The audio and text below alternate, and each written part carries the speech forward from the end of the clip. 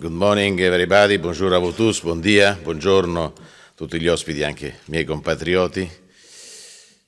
Buenos días a todos, los hispanos hablantes también.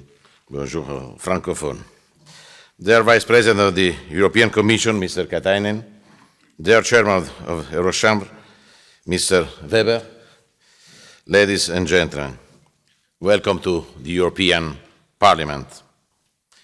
The European Parliament of Enterprises is a crucial opportunity to get citizens and businesses closer to the European institutions. I want to thank you, Mr. Weber and Mr. Abruzzini, for this beautiful film. It's good propaganda, good message. Thank you very much. We want to work all together for a better Europe, less bureaucracy, but more European institutions. What better place to host it than here, in the hemicycle of the European Parliament, the only directly elected body of the European institutions, standing as the voice of the people. You represent the real economy of Europe, and we are here to listen to your views and to make sure that we can support you when drafting legislation or proposing political initiatives. Getting closer to businesses and citizens means also communicating about what the EU is doing.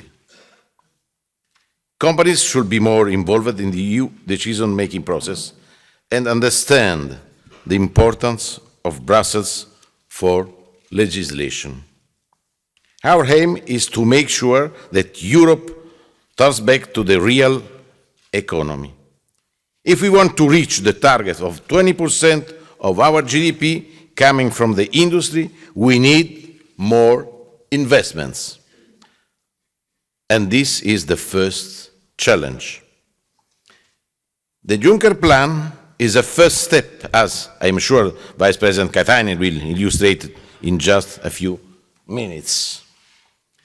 It links investments to specific sectors such as digital economy, infrastructures and energy, all sectors that you will discuss during your 4 thematic sessions today. But the Juncker Plan will not succeed without the support by Member States. Public authorities have a key role to play. They should support companies and small and medium-sized companies not only by reducing administrative burdens, but also by paying their debts. Nearly 60% of European companies have liquidity problems because of late payments by public authorities. Europe cannot accept that every year thousands of SMEs shut down because they not receive the money from those who should set the example, the state and public authorities. This is a big mistake. We need to change. The Commission has to ensure the correct application of the directive against late payments. The second challenge is access to finance. COSME and Horizon 2020 will not be enough to finance SMEs. It's necessary to release unused capital through alternative forms of financing, including venture capital. And the Capital Markets Union will contribute to solve the lack of financing, but we have to make sure that it is done in the interest of the small and medium-sized companies. To solve the problem of access to credit, we have to restore the role of banks as intermediaries for the real economy. We have to support instruments such as the SMEs supporting factor that facilitate bank financings to SMEs. Third challenge, adapt our industry to the needs of the future. Just one example. Before coming here, I was voting in the Industry Committee the circular economy package that will be fundamental for the future of our industry. Our industry will only survive the international competition if we innovate, and become more resource efficient. That is why we have to create a digital single market and improve the single market in transport and energy. A fourth challenge is the international level. One criticism we face in Europe is that trade agreements such as CETA with Canada or the TTIP with the USA will only benefit big businesses. It is simply not true, but we have to ensure that our trade agreements will be SMEs friendly and inclusive. Having said this, trade will not be enough. A better access to third country markets through economic diplomacy is crucial for our industry. In 2030, 60% of world GDP will be generated in emerging and developing countries.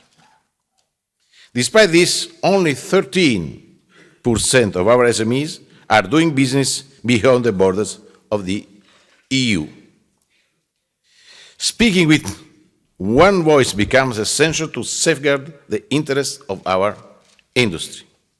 This is why back in 2011, as Vice President of the European Commission in charge of industry and entrepreneurship, I launched the Mission for Growth to promote economic opportunities and formalize cooperation agreements. And Eurochambres, with us today, participated in these missions. I'm sure Mr. Abruzzini and Mr. Weber remembers well some of our mission. I strongly believe that together with a strong foreign affairs diplomacy, the EU needs an economic diplomacy, and the Chamber of Commerce have a key role in it. I worked very well with the Chamber of Commerce for many years, and working also today as Vice President of the European Parliament.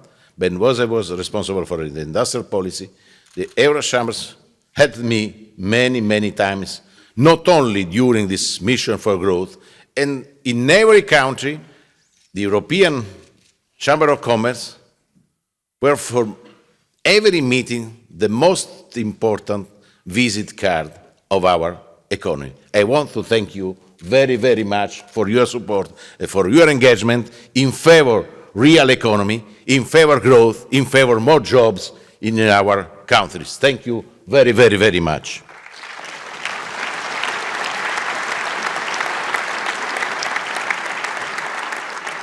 Finally, I can only assure you the same support in my role of Vice President of the European Parliament as the one I give as Commissioner for Industry. I wish you a very successful event. Thank you very much, not only for coming here, but first of all, for your strong engagement in favor of our citizens. Without entrepreneurs, without chambers of commerce, it's impossible to grow. It's impossible to have more jobs in Europe.